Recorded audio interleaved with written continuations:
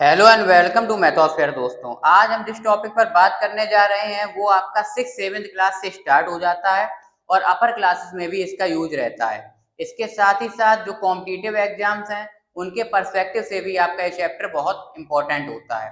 तो आज हम बात कर रहे हैं रेशियो और प्रपोर्शन की। रेशियो और प्रपोर्शन के अंतर्गत ही हम रेशियो के बारे में पढ़ते हैं, प्रपोर्शन के बारे में पढ़ते हैं और उसके साथ ही उसके टाइप्स यानी कि डायरेक्ट और इनवर्स प्रपोर्शन के बारे में भी पढ़ते हैं। तो ये टॉपिक हमारे लिए बहुत इंपॉर्टेंट है। पूरा वीडियो आप बहुत ध्यान से देखिए, बारीकियों को समझिए और इस कॉन्सेप्ट पे अपनी पकड़ बनाइए। इसमें हम क्वेश्चन किस तरह के आते हैं, जैसे कि एक क्लास में आपसे पूछा गया कि लड़के और लड़कियों का रेशियो ये है, तो बताइए कि उसमें लड़के और लड़कियों की संख्या क्या है। या फिर आपके प्रपोर्शन के क्वेश्चन आ जाएंगे, या डायरेक्ट प्रपोर्शन में कि अगर 5 चीजों का कोई प्राइस इतना है तो बताइए कि 15 चीजों का प्राइस कितना होगा। या फिर इस तरह से क्वेश्चन की 8 जो वर्कर्स हैं वो कोई काम को 10 दिन में कर रहे हैं, तो बताइए कि 5 वर्कर उस काम को कितने दिन में करेंगे। इस टाइप के क्वेश्चन ये आपके कॉम्पिटिटिव एग्जाम में तो आते ही आते हैं। जूनियर क्लासेस का भी ये बहुत इंपॉर्टेंट चैप्टर है और साथ ही साथ अपर क्लासेस में भी रेशियो का, प्रपोर्शन का अच्छा खासा यूज है। तो इसलिए इस चैप्टर को बहुत ध्यान से हम समझेंगे। सबसे पहले बात शुरू करते हैं अपनी रेशियो से कि आखिर रेशियो होता क्या है। तो सबसे पहले रेशियो के बारे में ही लिखेंगे। रेशियो क्या है? रेशियो एक तरीके से तुलना करना है, कंपेयर करना है। दो क्वांटिटी को हम आपस में कंपेयर करवाते हैं, वही रेशियो है और यही इसकी डेफिनेशन भी होती है। रेशियो क्या होता है? तो यही हम लिखेंगे कि रेशियो इज कंपैरिजन होता है, तुलना होती है। रेशियो इज कंपैरिजन बिटवीन, किसके बीच में? Between two quantities. Ratio is क्या है? रेशियो इज कंपैरिजन है बिटवीन टू क्वांटिटीज, जो क्वांटिटीज के बीच में कंपैरिजन है। लेकिन क्वांटिटीज हो कैसी? ऑफ सेम टाइप, दो सेम तरह की जो क्वांटिटीज हैं उनका कंपैरिजन। जैसे कि आपको अगर कोई चीज रुपए में दी गई है और कोई पैसे में दिया गया, तो इसको आप पहले दोनों को सेम क्वांटिटी में बदलेंगे, उसके बाद उसका रेशियो निकालेंगे। ये है आपका रेशियो का फंडा पूरा। तो रेशियो एक तरह का कंपैरिजन कैसे है कि जैसे मान लीजिए यहाँ पे आपकी क्लास में बॉयज हैं, ठीक है, बॉयज मान लीजिए 25 है और यहाँ पे गर्ल्स जो है आपकी क्लास में वो है 30 मान लीजिए, ठीक है। अब आपसे पूछा जाए कि इस क्लास में आपकी बॉयज टू गर्ल्स का रेशियो बताइए कि बॉयज टू गर्ल्स का रेशियो आखिर क्या है। तो बॉयज टू गर्ल्स का रेशियो आप क्या बताएंगे? 25 रेशियो 30। 25/30 लिखा, जो कि हम 5 से जब डिवाइड करेंगे तो 5 5 25, 5 6 30, यानी ये रेशियो आ जाएगा 5:6। अब ये हमें क्या बताता है बॉयज टू गर्ल्स का रेशियो, कि क्लास में लड़के और लड़कियों का रेशियो कितना है। 6 लड़कियों पे 5 लड़के हैं क्लास में। रेशियो का इसमें तो यूज होता ही होता है। आपका पॉपुलेशन जैसे हो गया कि पॉपुलेशन में मेल फीमेल का रेशियो देखते हैं, वो भी आपका इसी कॉन्सेप्ट में हिस्सा हो जाता है। कई बार हम रुपए बांटते हैं, जैसे मान लीजिए कि हमने इसको इस व्यक्ति के पास 3:4:5 में हमने मान लीजिए 3 लोगों को रुपए बांटे। अब उसमें से हर व्यक्ति को कितना पैसा मिलेगा, ऐसे टाइप के क्वेश्चंस। तो रेशियो का बहुत ज्यादा यूज होता है, ठीक है। अन्य कई तरह के क्वेश्चंस भी इससे बनते हैं। ये आपने बेसिक समझ लिया कि किस तरीके से। अब रेशियो का जो बेसिक क्वेश्चन बनता है वो किस टाइप का बनता है। जैसे मान लीजिए आपको दिया जाए कि आपके क्लास में जो टोटल स्टूडेंट्स हैं, यहाँ पे ऐसा दे दिया जाए कि जो टोटल स्टूडेंट्स हैं आपके क्लास में उनका नंबर दे दिया जाए कि जैसे टोटल स्टूडेंट मान लीजिए 55 है आपके क्लास में, ठीक है। अब उसमें से कहा जाए कि बॉयज और गर्ल्स का जो रेशियो, बॉयज रेशियो गर्ल्स, वो कितना है? 5:6 है। ऐसे क्वेश्चन बनेगा और फिर पूछा जाएगा कि बॉयज कितने हैं, गर्ल्स कितने हैं, ये बताइए। तो आप क्या करेंगे वहां पे? रेशियो देखो एक तरीके से क्या होता है कि रेशियो में ये दिखाता है कि लड़के और लड़कियों की तुलना करके कि किस रेशियो में, कि उनका अनुपात क्या है, कि पर जो है पर 6 गर्ल्स पे कितने 5 बॉयज हैं, ऐसा करके। तो यहाँ पर ये सीधा सीधा ये मतलब नहीं हुआ कि 6 लड़कियां आए और बस 5 ही लड़के हैं क्या क्लास में, ये मतलब हुआ? ऐसा तो नहीं है। बॉयज 25 है, गर्ल्स 30 हैं, जबकि उनका रेशियो इस टाइप से निकल के आ रहा है। तो यहाँ पे क्या दिक्कत है कि हमने इसको एक कांस्टेंट से, जब हम रेशियो में कांस्टेंट का मल्टीप्लाई करते हैं जो एक फिक्स कांस्टेंट होता है, तब हमें बॉयज और गर्ल्स का अलग अलग रेशियो मिलके आता है। जैसे यहाँ पे हमने इन दोनों को 5 से डिवाइड किया था, 5 से काटा था, 5 इन दोनों का कॉमन फैक्टर था। तो यहाँ पे एक तरीके से वो कांस्टेंट 5 ही है। तो जब 5 का मल्टीप्लाई करेंगे, 5 5 से 25 तो बॉयज आ जाएंगे और 5 6 से 30 जो है वो गर्ल्स आ जाएंगे, यानी कि वो कांस्टेंट यहाँ कितना है? 5। अच्छा, यहाँ पे हमें वो कांस्टेंट पता नहीं है, तो हम यहाँ पे ऐसा मानेंगे कि बॉयज जो है रेशियो हटा के कांस्टेंट जोड़ दिया जाता है, जैसे 5 के, और गर्ल्स जो है वो कितनी है 6 है, तो हम इनको क्या समझेंगे, गर्ल्स जो है हमारे वो 6 के हैं, ठीक है, इस तरीके से, ठीक है। और बॉयज और गर्ल्स को अगर हम प्लस करेंगे, ये बॉयज का नंबर है, गर्ल्स का नंबर, अब इन दोनों को प्लस करें 5 के प्लस 6 के इक्वल कितना आ जाएगा आपका 55 आ जाएगा, क्योंकि टोटल स्टूडेंट्स कितने हैं 55 ही है, तो वही आ जाएगा मिला के पूरा। तो 6 और 5 कितना हो गया 11 के इक्वल टू हो गया 55, तो के इक्वल टू कितना आ जाएगा 55/11, यानी 11 5 से 55, के निकल के आ गया आपका 5। तो जब यहाँ पे मल्टीप्लाई करेंगे 5 इंटू के की जगह जो 5 निकल के आया कितना हो जाएगा 25 बॉयज, और 6 इंटू जब आप 5 करेंगे तो वो कितना हो जाएगा 30 हो जाएगा, गर्ल्स हो जाएंगी। अब देखिए ये एक तरीके से इसी क्वेश्चन का मैंने आपको अपोजिट करके दिखाया है कि ऐसा भी क्वेश्चन आ सकता है कि बॉयज और गर्ल्स 25 और 30 है, उनका रेशियो बताओ तो 5:6 निकल आएगा। वैसे ही यहाँ पे ये भी दिया जा सकता है, टोटल स्टूडेंट दे दिए गए और बॉयज और गर्ल्स का रेशियो आपको दे दिया गया, आपको कहा गया नंबर ऑफ बॉयज और नंबर ऑफ गर्ल्स बताइए। ऐसे ही जैसे कि यहाँ पे मान लीजिए कोई नंबर दे दिया जाए 2 किलोमीटर दे दिया जाए, मान लीजिए जैसे क्वेश्चन है 2 किलोमीटर दे दिया जाए एंड यहाँ पे दे दिया जाए कि 1 किलोमीटर एंड मान लीजिए 450 मीटर, ठीक है। अब इन दोनों का हमें रेशियो बताना है, तो इनका रेशियो बताने के लिए दोनों का क्वांटिटी का सेम टाइप का होना बहुत जरूरी है, जबकि ये किलोमीटर में और ये किसमें किलोमीटर एंड मीटर में है, तो हम दोनों को क्यों ना पहले मीटर में ही बदल लें। 1 किलोमीटर में कितना होता है 1000 मीटर होता है, ठीक। तो 2 किलोमीटर में कितना हो जाएगा 2000 मीटर हो जाएगा।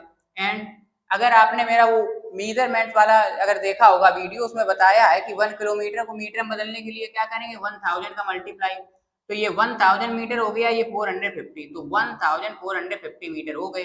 अब इन दोनों को पहले हम ऊपर नीचे रख के क्या करेंगे, इनको जो इनको कॉमन होगा वो काटेंगे, यहाँ पे 0 0 मान लीजिए चला गया, और 5 से कर देंगे दोनों को, 5 इधर पे जाएगा कितना 5 4 जा हो जाएगा 20, और 0 यहाँ पे करेंगे तो 5 2 जा 10 हो जाएगा, 5 9 जा जो है 45 हो जाएगा, ठीक है। तो यहाँ पे 40 रेशियो 29 आ गया इस तरीके से।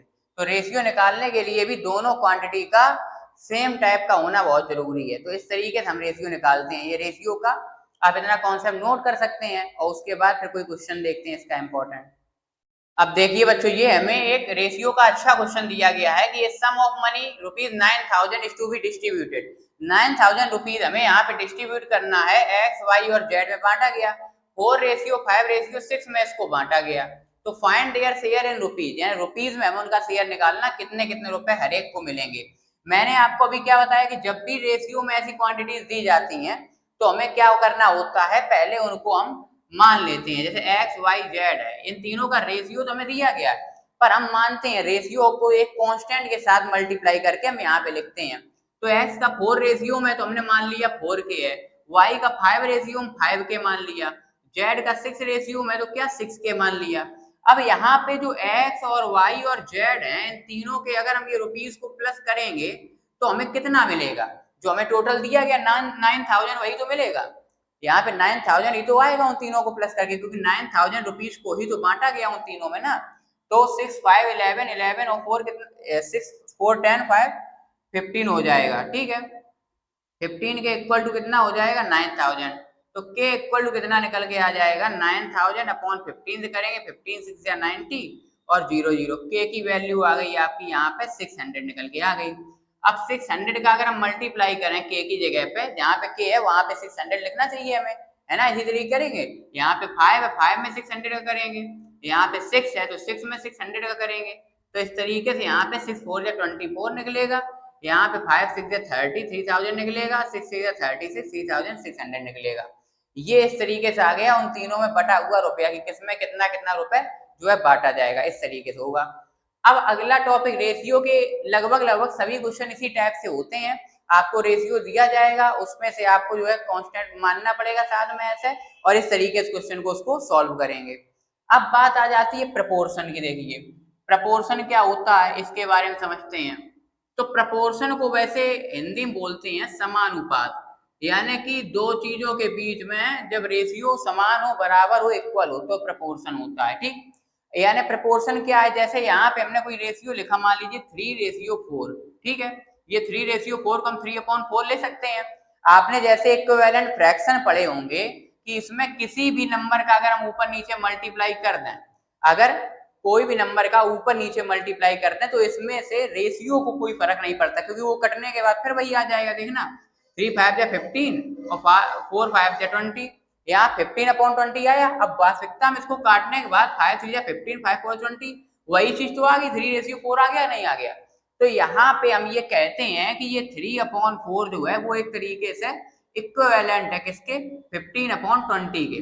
पर रेशियो में जब हम इस बात को लिखते हैं तो यहाँ पे हम इक्वल ना लगा के, जैसे 3:4 है, एक ये रेशियो है, और 15:20 ये दोनों है तो इक्वल ही, तो इनके बीच में इक्वल ना लगा के हम ये निशान लगाते हैं डबल सेमीकोलन करके, और ये हम इस तरीके से प्रोपोर्शन में लिखते हैं। ठीक है, अब ये डबल सेमीकोलन करके लगाया, ये प्रोपोर्शन का साइन है, इसको ऐसे पढ़ेंगे 3:4 is proportional to 15:20।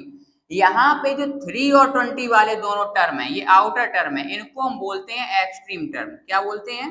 Extreme term. और ये दोनों जो बीच वाले हैं ये आपके बोले जाते हैं मीन टर्म। ठीक है, इसको और आप याद रखिए क्वेश्चन में इससे भी जो है रिलेटेड क्वेश्चन आता है। तो ये मीन और एक्सट्रीम टर्म के बारे में हम समझे। प्रोपोर्शन मतलब दो रेशियो जो है वो आपके बराबर हैं और उनको प्रोपोर्शन का ऐसे साइन लगाकर लिखा जाता है। ठीक है, अब प्रोपोर्शन का हम क्वेश्चन देखते हैं कोई। अब देखिए बच्चों, ये क्वेश्चन आपका प्रोपोर्शन का है। प्रोपोर्शन में क्या कहा गया? फाइंड फोर्थ टर्म, इसका फोर्थ टर्म निकालिए। आपको यहाँ पे 3 टर्म दिए गए और कहा गया कि ये किसमें है? प्रोपोर्शन में है। आपको क्या करना होगा? 8:15 इन दोनों को लिख लिया। अब 3 टर्म्स है ना प्रोपोर्शन में, तो यहाँ पे हमने प्रोपोर्शन का साइन लगाया। अगला टर्म ये 40 है और रेशियो लगा के यहाँ फोर्थ टर्म में नहीं पता है तो हम क्या मानेंगे? एक्स। अब जब हम प्रपोर्शन में इस तरीके से क्वेश्चन लिखा होता है, अभी मैंने आपको जो बताया था प्रपोर्शन में, वो तरीका क्या बताया था कि कैसे करते हैं। जैसे 3:4 था, मैंने बताया था ये जैसे 3 9 4 12 ये दोनों बराबर हैं, तो हम इसे 3:4 प्रपोर्शन टू रखते थे किसके? 9:12 के। अब यहाँ पे आप देखिए इन दोनों का जब मल्टीप्लाई करेंगे 12 × 3 यानी इन एक्सट्रीम टर्म्स का मल्टीप्लाई करेंगे वो इक्वल आएगा इन मीन टर्म्स के प्रोडक्ट के। ठीक है, यानी एक्सट्रीम टर्म्स का प्रोडक्ट और मीन टर्म्स का प्रोडक्ट इक्वल आएगा। 12 3 36 आएगा यहाँ पे भी, 9 4 36 आएगा यहाँ पे भी, दोनों बराबर आए। तो प्रपोर्शन के क्वेश्चन में जब ऐसे टर्म्स पूछा जाए तो इसी तरीके से करते हैं इन क्वेश्चंस को कि 8 का x में हमने मल्टीप्लाई किया जब में दे दिया गया प्रपोर्शन में है, और साथ में इक्वल लगाया। 15 का किस में करेंगे? 40 में करेंगे। इस तरीके से 15 का 40 में होगा। अब 8x का x में करेंगे, क्या हो जाएगा? 8x और 15 × 40 ऐसे लिख देंगे। ठीक है, तो x इक्वल टू क्या आएगा? 15 × 40 और अपॉन में क्या जाएगा? यहाँ पे 8 जाएगा। ठीक है, 8 यहाँ किस में जाएगा? ऐसे डिवाइड में जाएगा। तो 8 से हम जब इसको काटेंगे 8 5 या 40 कट सकता है? कर सकता नहीं कर सकता? भाई हमने क्या किया? इन दोनों का मल्टीप्लाई करके लिखा, इन दोनों का इक्वल में लिख दिया जैसा कि हमें प्रोपोर्शन में दिया जाता है। अब 8x आया यहाँ 15 × 40, 8 यहाँ मल्टीप्लाई में सिर्फ जाएगा, किसमें जाएगा? डिवाइड में जाएगा। 8 से हमने काट दिया तो x इक्वल टू 15 5 या 75 जो आपका निकल आएगा वो फोर्थ टर्म निकल आएगा इस तरीके से। ठीक है, वैसे ही अब देखिए इधर वाले क्वेश्चन में इसमें क्या कहा गया? फाइंड मीन प्रपोर्शन निकालिए। मीन मतलब बीच वाला। अब प्रपोर्शन में कितने टर्म्स होते हैं? 4 टर्म्स होते हैं। अब ये हमसे पूछ रहा बीच वाला। अब जैसे हमें यहाँ पे बीच वाला टर्म नहीं पता है, हमने मान लिया कि वो x है। ठीक, अब आप कहेंगे यहाँ 3 टर्म्स हुए, पर जब हमें ऐसा मीन टर्म यहाँ पे मीन प्रपोर्शन जो है पूछा जाता है, बीच वाला जब पूछा जाता है तो हम क्या करते हैं? 4:x, यहाँ पे बीच वाला हमने x मान लिया। अब प्रपोर्शन लगा के यहाँ पे हम लिखेंगे x रेशियो क्या? 25, यानी 4 के साथ x हो गया, फिर x के साथ 25, इस तरीके से लिखते हैं। अब 4 और 25 का मल्टीप्लाई होगा और इक्वल लगा लीजिए और x का कर लीजिए, तो x और x का कितना हो जाएगा? x² इक्वल टू 25, 4 का कितना हो जाएगा? 100। तो x इक्वल टू क्या आ जाएगा? यहाँ पे 100 जो लगा है स्क्वायर, इसको यहाँ पे लगा देंगे। ठीक है, अब यहाँ प्लस माइनस इसलिए नहीं होगा क्योंकि वहां माइनस का आने का कोई मतलब नहीं है। तो x 100 कितने का होता है? 100 का स्क्वायर रूट 10 होता है, यानी कि वो मीन जो प्रपोर्शन है आपका वो कितना आ जाएगा? 10 आ जाएगा। अब आप रख के भी देख लीजिए, अगर यहाँ पे आप 4 के साथ 10 रखेंगे और यहाँ पे 10 के साथ 25 रखेंगे तो इन दोनों का रेशियो बराबर आएगा। देखिए 2 2 जा 4, 2 5 जा 10, 5 2 जा 10, 5 5 25, दोनों देखो 2:5 ही निकल गया है। तो ये इसलिए प्रपोर्शन में है। इस तरीके से क्वेश्चन को करते हैं। अब इसके बाद हम समझेंगे डायरेक्ट प्रपोर्शन क्या होता है। अब देखिए बच्चों, प्रपोर्शन के बेसिक 2 टाइप होते हैं, आपका डायरेक्ट प्रपोर्शन और इनवर्स प्रपोर्शन। अब हम इन्हीं दोनों के बारे में बात करेंगे। डायरेक्ट प्रोपोर्शन और इनवर्स प्रोपोर्शन होता क्या है, तो देखिए जैसे कि दो नंबर है, एक मान लीजिए x है और एक y है, ठीक है, और x y जैसे डिनोट कर रहे हैं, यहाँ पे हम एक तरफ पेन ले रहे हैं और एक तरफ रुपए ले रहे हैं। मान लीजिए पेन जो है वो आपके x से है डिनोट और रुपीज जो है वो y से है। मान लीजिए एक पेन आपका है कितने रुपए का, 5 रुपए का, ठीक है, तो आपके दो पेन कितने के आ जाएंगे, दो पेन आएंगे आपके कितने, 10 रुपए के। ऐसे ही आपके 3 पेन्स कितने आएंगे, 15 रुपीज के। 4 कितने हो जाएंगे, 20 रुपीज के। आप एक चीज इसमें देख पा रहे होंगे कि जिस तरीके से यहाँ पे एक्स को हम बढ़ा रहे, अगर एक्स बढ़ रहा है, नंबर ऑफ पेन्स अगर बढ़ रहे हैं, तो साथ में उनका जो रुपीज है, उनका जो मतलब जितने रुपए उसको लेने में खर्च हो रहे हैं, वो रुपए भी आपके बढ़ रहे हैं। यानी एक्स के साथ साथ जब वाई भी बढ़ता है तो ये आपका होता है डायरेक्ट प्रपोर्शन, ठीक है। और इसके अपोजिट जब हम देखते हैं, इसके अपोजिट जैसे हम बात करें इनवर्स प्रपोर्शन की, तो इनवर्स में क्या होता है कि अगर एक क्वांटिटी बढ़ रही है आपकी, तो दूसरी क्वांटिटी क्या होगी, कम होगी। अब आप पूछेंगे कि ऐसा कैसे हो सकता है, तो देखिए ऐसा किस तरीके से होता है। मान लीजिए आपको घर बनवाना है, ठीक है, और घर में आपके जो है वो लेबर लगे हुए हैं, ठीक है। अब लेबर उस काम को कर रहे हैं, अगर नंबर ऑफ लेबर मान लीजिए ज्यादा है तो आपके काम में कम दिन लगेंगे, और मान लीजिए लेबर कम है अगर, तो काम में ज्यादा दिन लगेंगे। जितने आप नंबर ऑफ वर्कर्स को बढ़ाएंगे उतना ही आपका दिन कम हो जाएगा, और जितने आप लेबर्स को कम कर देंगे उतने ही दिन ज्यादा लगेंगे। मतलब एक चीज को आप बढ़ा रहे तो दूसरा कम हो रहा है, और दूसरे को बढ़ा रहे तो पहला कम हो रहा है, ठीक है। इस तरीके से ऐसे ही हम बात कर सकते हैं, जैसे मान लीजिए हम कांस्टेंट स्पीड पे चल रहे हैं, ठीक है, ये एग्जांपल आपके लिए है कि अगर कांस्टेंट स्पीड पे हम चल रहे हैं, तो अब ये कांस्टेंट स्पीड पे अगर हम चल रहे हैं तो डिस्टेंस और टाइम, हमारे दूरी और समय, डिस्टेंस और टाइम प्रपोर्शन कैसा, डायरेक्ट रहेंगे या इनवर्स रहेंगे। तो देखिए अगर स्पीड कांस्टेंट है तो आप 1 घंटे में मान लीजिए 50 किलोमीटर चले, 2 घंटे में आप 100 किलोमीटर चलेंगे, 3 में और ज्यादा, 4 में और ज्यादा, इसी तरीके से चलेंगे। तो डायरेक्ट प्रोपोर्शन में देखिए ये कैसा एक डायरेक्ट प्रोपोर्शन है, अगर आपकी स्पीड निश्चित है तो आप जितना टाइम ज्यादा लगाएंगे उतनी दूर पहुंचेंगे, टाइम ज्यादा दूरी ज्यादा, तो मतलब ये कैसा हो गया, आपका डायरेक्ट प्रोपोर्शन हो गया। इसके अपोजिट आपका इनवर्स प्रोपोर्शन कब होता, मान लीजिए कि अभी आपको डिस्टेंस जो है वो फिक्स है, बराबर दूरी आपको यहाँ पे चलनी है, ठीक है, लेकिन उस बराबर दूरी मतलब 100 किलोमीटर मान लो आपको चलना है, तो उसमें आप क्या करेंगे कि जितना आप स्पीड को बढ़ाएंगे उतना ही आपका टाइम जो है वो कैसा, कम लगेगा आपको जाने में, ठीक है। स्पीड आप कम करेंगे, टाइम कैसा हो जाएगा, ज्यादा लगेगा, तो ये कैसा हो जाएगा, आपका इनवर्स प्रोपोर्शन का एग्जांपल हो जाएगा। तो इसको हम खुद समझेंगे, क्वेश्चन हमको दिए जाएंगे, हम ये समझेंगे कौन डायरेक्ट का है कौन इनवर्स का है, और उसी हिसाब से इनको करेंगे, ठीक है। तो डायरेक्ट प्रोपोर्शन का साइन क्या होता है, देखिए जैसे x is direct proportionally to y, तो इसको x ऐसे प्रोपोर्शन का साइन लगा के लिखते हैं, x प्रोपोर्शनल टू y, ठीक है। और इसमें होता क्या है कि इसमें x अपॉन y हमेशा एक कांस्टेंट रहता है, एक जो है फिक्स नंबर, फिक्स रेशियो में रहता है, ठीक है। और दूसरा है आपका इनवर्स प्रोपोर्शन में, तो इनवर्स वाले में आपका क्या होता है कि x इसमें प्रोपोर्शनल किसके होता है, 1/y के होता है। जितना आप x को बढ़ाएंगे उतना y आपका कम होता जाएगा, और जितना आप x को कम करेंगे उतना y आपका बढ़ता जाएगा, ठीक है। इसको इस तरीके से डिनोट करते हैं इनवर्स प्रोपोर्शन को। इसमें क्या होता है, इसमें x अपॉन y के तरीके से नहीं होता, इनमें x और y का जो प्रोडक्ट है वो फिक्स रहता है, वो k रहता है, इस तरीके से। इस तरीके से बात को हम समझ सकते हैं। डायरेक्ट प्रोपोर्शन में दोनों क्वांटिटी x भी ऊपर y भी ऊपर दोनों एक साथ बढ़ेंगी और दोनों एक साथ कम होंगी, डायरेक्ट प्रोपोर्शन है, ऐसे लिखते हैं। डायरेक्ट प्रोपोर्शन में x अपॉन y हमेशा एक नंबर फिक्स रहता है, वो है k, ठीक है। x अपॉन y जितना भी आपका निकल के आएगा, मान लीजिए क्वेश्चन में x अपॉन y 5 निकल के आया तो वो हमेशा हर क्वांटिटी के लिए 5 ही रहेगा, ठीक है। इनवर्स प्रोपोर्शन में एक चीज बढ़ेगी तो दूसरी कम होगी, और इसको x प्रोपोर्शनल 1/y बोलेंगे या x inversely proportional to y बोलेंगे, ठीक है। और इसमें x y का जो है वो क्या हो जाएगा, प्रोडक्ट, वो k रहता है। इसमें जब उन दोनों क्वांटिटीज का मल्टीप्लाई करेंगे, प्रोडक्ट निकालेंगे, तो वो हर कंडीशन में हमेशा कांस्टेंट रहेगा, फिक्स रहेगा, ये इनवर्स प्रोपोर्शन में होता है, ठीक है। तो अब हम आगे चल के इनके क्वेश्चंस को देखते हैं कि किस तरीके से सॉल्व करने का तरीका क्या है, ठीक है। मान लीजिए अभी जैसे हम यहाँ पे ऐसा आपको पहले बता दें करने का तरीका क्या है। मान लीजिए जैसे डायरेक्ट प्रोपोर्शन है, ठीक है, अगर आप डायरेक्ट प्रोपोर्शन का कोई क्वेश्चन करते हैं तो मान लीजिए यहाँ पे x लिखा है, यहाँ पे y लिखा है, ठीक है, और ये टेबल बनी हुई है, ठीक है। तो इसमें ये जैसे x1 नंबर लिखा है और मान लीजिए इधर पे लिखा है y1 लिखा है, जैसे इधर x1 लिखा है और इधर पे क्या लिखा है y1, इधर पे x2 लिखा है और इधर पे y2 लिखा है, इस तरीके से, ठीक है। x वाले में ना, x वाले में x ही x रखा, y वाले में y। तो ऐसे में x1 अपॉन y1 जो है वो कैसा बराबर रहेगा x2 अपॉन y2 के। इसको इस तरीके से लिखते हैं डायरेक्ट वाले को। और इनवर्स प्रोपोर्शन में आपका देखिए क्या होता है, इनवर्स में जैसे टेबल बनाई हमने x और y लिखा, ठीक है, और यहाँ पे कोई हमने नंबर लिया, जैसे x1 है, ये x2 है, यहाँ पे नीचे y1 है और y2 है। इसमें क्या होता है, मैंने आपको क्या बताया, इसमें x और y का प्रोडक्ट जो होता है वो कांस्टेंट होता है, यानी कि आप x1 और y1 का अगर प्रोडक्ट निकालेंगे तो वो बराबर निकलेगा x2 और y2 के, इस तरीके से होता है।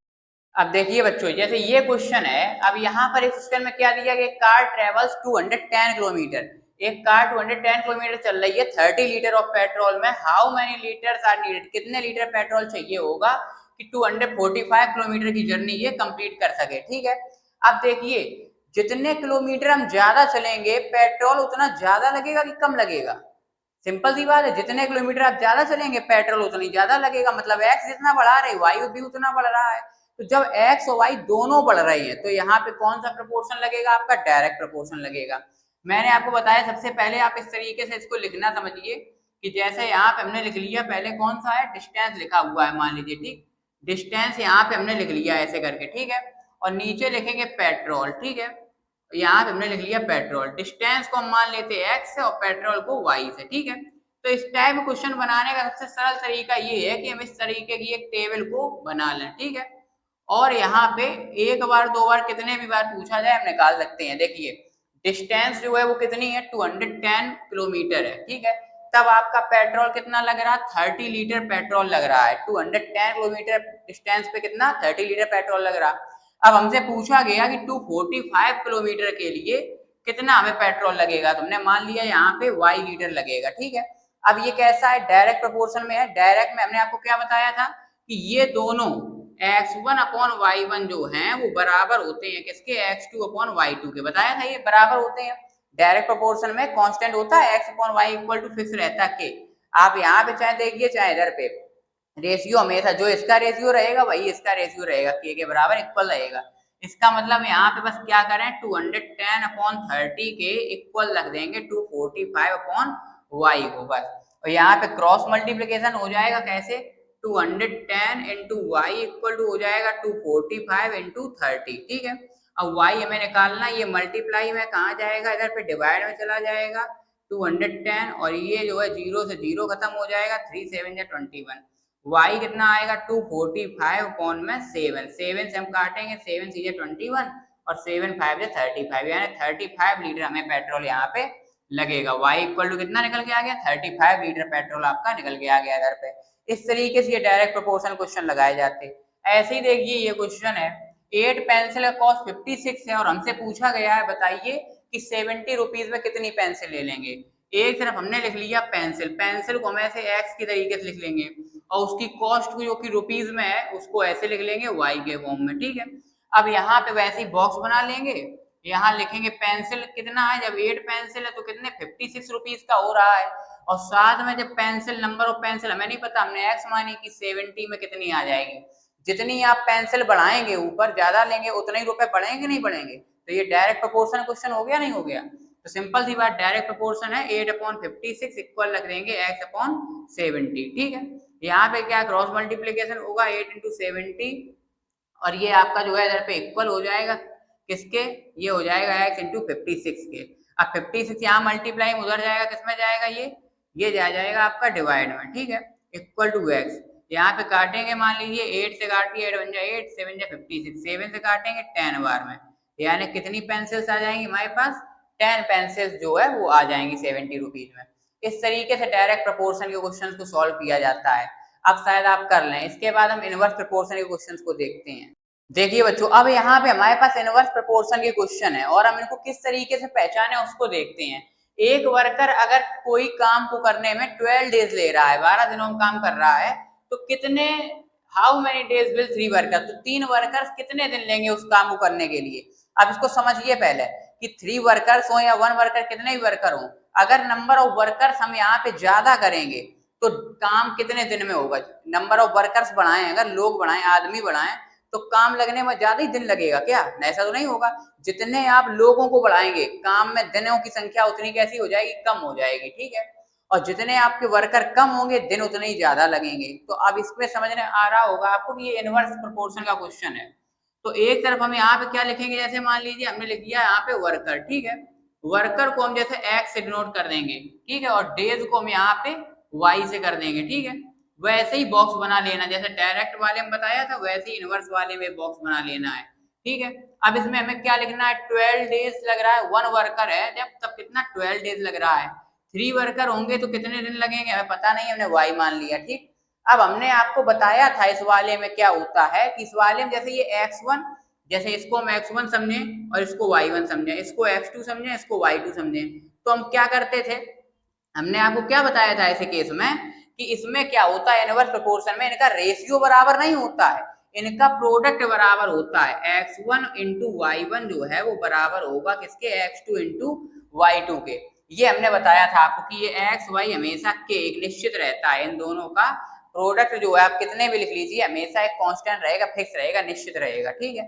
तो हमें इसी टाइप से करना है, इनवर्स का क्वेश्चन है तो इसमें आपको इन दोनों को सीधा सीधा नहीं लिख देना बराबर, अगर आपने सीधा सीधा बराबर लिख दिया इन दोनों को तो वो डायरेक्ट के हिसाब से हो जाएगा और क्वेश्चन इनवर्स का है तो गलत हो जाएगा। तो इसलिए इसको इसी तरीके से करेंगे कि ऐसा 1 इंटू 12 लिखेंगे, इक्वल क्या हो जाएगा, 3 इंटू वाई के हो जाएगा, इक्वल हो जाएगा 1 इंटू 12, इधर वाले दोनों लिख दिए, बराबर में 3 इंटू वाई लिख दिया। अब हमें क्या करना, y की वैल्यू निकालनी, तो y बराबर 3 मल्टीप्लाई में कहाँ जाएगा, डिवाइड में जाएगा, यहाँ लिख दिया 3, 3 4 जा 12, यानी y इक्वल टू कितना आ गया, 4 1 जा 4 आ गया, यानी कि कितना लगेगा यहाँ पे, 3 वर्कर को केवल आपके 4 दिन लगेंगे उस काम को पूरा करने के लिए, ठीक है। इस तरीके से होगा। अब देखिए उसी टाइप का ये क्वेश्चन है कि एक हॉस्टल में कितने 100 स्टूडेंट्स के लिए 20 डेज का जो है वो खाना है, 100 बच्चों को जो है 20 डेज तक खाना खिलाया जा सकता है, लेकिन अगर 25 मोर स्टूडेंट्स और ज्वाइन कर लें तब बताइए खाना कितने दिन चलेगा। अब आप अपने घर के हिसाब से देख लीजिए, आपके घर में 4 लोग हैं, 4 लोग हैं, कम लोग हैं मान लीजिए, तो खाना ज्यादा दिन 1 महीना चल जाएगा। यहीं आपके घर में अगर 10 लोग हो जाएं तो खाना कैसा कम दिन चलेगा, चलेगा नहीं चलेगा, जितने लोग बढ़ेंगे खाना उतने दिन कम चलेगा और जितने लोग कम होंगे खाना उतने दिन ज्यादा चलेगा। तो ये इनवर्स का क्वेश्चन हो गया, एक चीज बढ़ेगी दूसरी घटेगी, इनवर्स का क्वेश्चन हो गया। तो इसमें हम क्या लिखेंगे, एक तरफ स्टूडेंट्स लिखेंगे, स्टूडेंट्स हमने यहाँ लिख दिया नंबर ऑफ स्टूडेंट्स, इनको x मान लिया, और यहाँ पे हम डेज लिख देंगे, इनको क्या मान लेंगे y।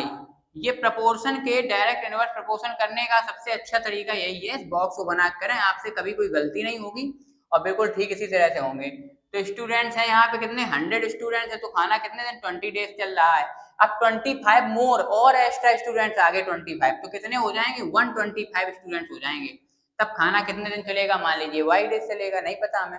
हमने क्या बताया, इनवर्स में इनका प्रोडक्ट, इन दोनों का प्रोडक्ट ऊपर नीचे वाले का इक्वल होता है इन दोनों के प्रोडक्ट के ऊपर नीचे वाले के, लिख दिया बराबर। तो अब क्या करेंगे, यहाँ पे y की वैल्यू निकालनी, y बराबर 100 इंटू 20 लिखा, और ये 125 कहाँ जाएगा, ऐसा डिवाइड में जाएगा, ठीक है। इसको हम काटेंगे, 25 5 जा 125, 25 4 जा 100, अब ये कितना आ गया, 24 जा 80 आ गया, अपॉन में 5 इक्वल टू वाई, 5 से काटेंगे 5 1 जा 5, 5 6 जा 30, वाई इक्वल टू 16, यानी खाना कितने दिन चलेगा केवल, अब यहाँ पे खाना चलेगा 16 डेज अगर 125 स्टूडेंट्स हो जाएंगे तो, इस तरीके से। तो यहाँ पे बच्चों हमने क्वेश्चंस में आज क्या क्या क्लियर किया, देखिए रेशियो को हमने समझा, प्रपोर्शन को समझा, उनके क्वेश्चन समझे, डायरेक्ट प्रपोर्शन क्वेश्चन किस टाइप से होंगे, इनवर्स के किस टाइप से होंगे, इनको समझा। आप अधिकतर ये वर्क और टाइम वाले ऐसे टाइप के क्वेश्चन में जब लेबर हो या उसमें दिन पूछे जाएं, ऐसे क्वेश्चन आप कंफ्यूज हो जाते होंगे। तो वैसे में अब आपको ये दोनों तरीके पता चल गए, डायरेक्ट के और इनवर्स के, आप इस तरीके से टेबल बनाकर उनको सॉल्व कर सकते हैं। आपके 6th 7th 8th में भी ये चैप्टर अच्छे से है, और आगे जो है कॉम्पिटिटिव एग्जाम्स की अगर आप तैयारी कर रहे हैं तो भी ये आपका फाउंडेशन बेसिक जो है वो तैयार हो गया है। इसी आधार पे आप क्वेश्चन लगा सकते हैं, अगर कोई क्वेश्चन में आपको कोई प्रॉब्लम हो तो आप कमेंट करके पूछ सकते हैं।